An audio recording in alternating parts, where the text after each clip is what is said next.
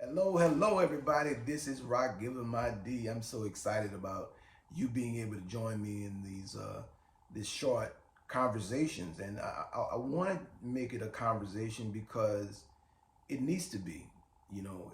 And today I want to talk to you about what is disempowerment.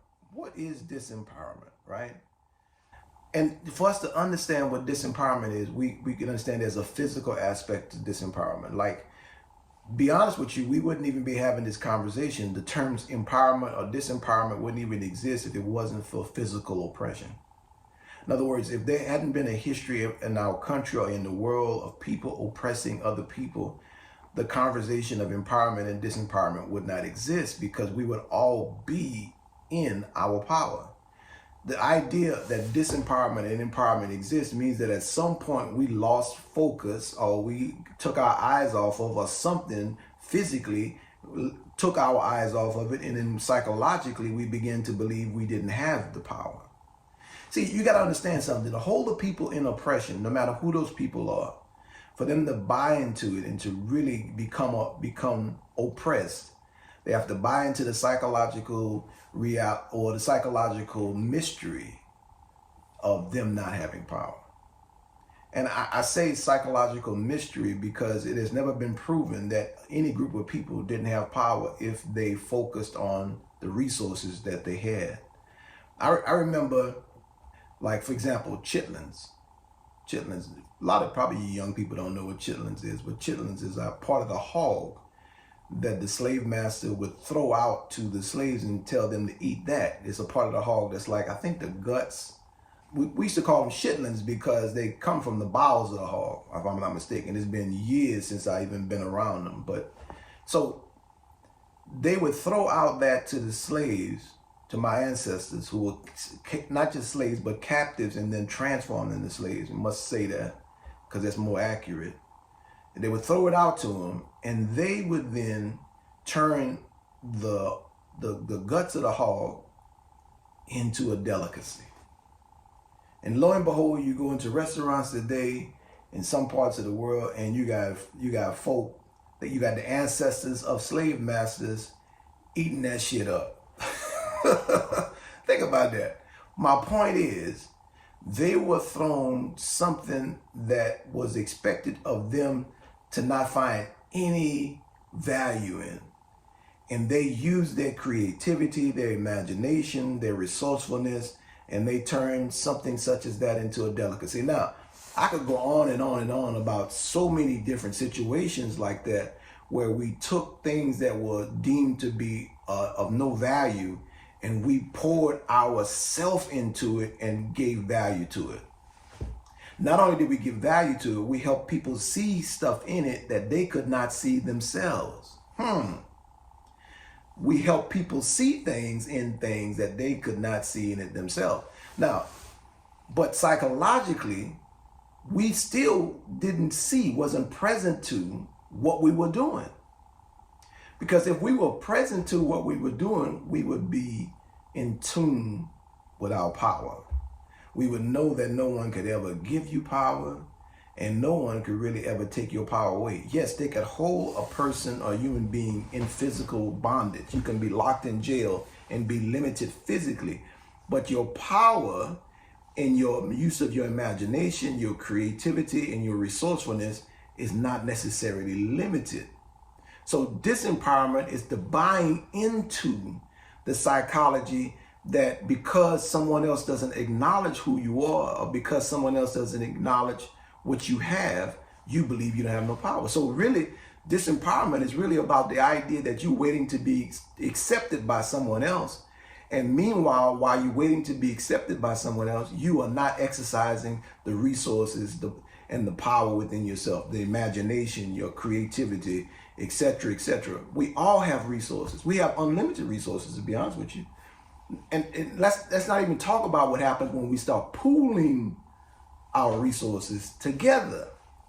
It was Albert Einstein that said compounded interest is the most powerful force in the universe.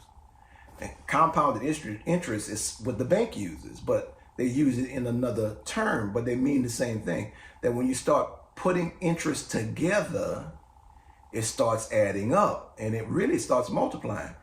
if we want to be fruitful and multiply, and all we have to start doing is putting our interests together. Now, what does that mean? Listen, so often we are trying to get people, manipulate people to be a part of what we are doing without them understanding what they're going to get out of it, right? We make them feel guilty, we manipulate them, and instead of connecting with the fact that every human being has desires, every human being wants something. Think about that for a minute. Every human being wants something. Now, I know when I was growing up, I was sort of like made to believe that there was something wrong with wanting something. I'm telling you. But I am so thankful for my great grandmother, Mabel G. Landry. She's passed on, but there was a practice that she would sow into me that would become something that I would understand, not just in myself, but in other people. And that practice was this: every time I went by her house, she would send me to the grocery store by myself. And at the time, I think I was only like 6 or 7. I used to get tired of going to the store for her. So sometimes I would try to walk around the house to go play with my friends, and she would always see me and be like, "Boy, come on here. I need you to go to the store for me." And every time I walk in the house, she would take out the stuff that she wanted me to go get, the labels of it. She would cut the labels out. She cut the labels out for the flour she wanted, because she used to use a brand of flour back then called Swan Down, because she would bake. That was her business. She owned her own business where she baked and cooked for the community. So she would cut out the labels of everything she wanted. She would tell me, "Now take these labels with you to the store and make sure you come back with exactly what I want. Do not come back here with something close to what I want. I want what I want, and you're going to the store for me. You represent me.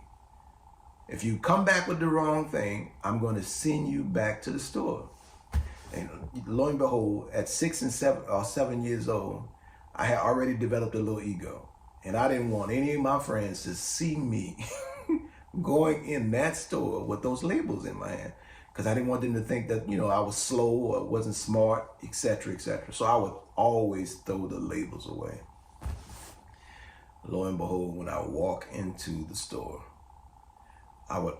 almost every time I would come back with at least 1 or 2 things that was not what my grandmother asked me for. So I walk in the house and I proceed to put the groceries down, and she said, "What? Hold up, where you going? This is not what I wanted."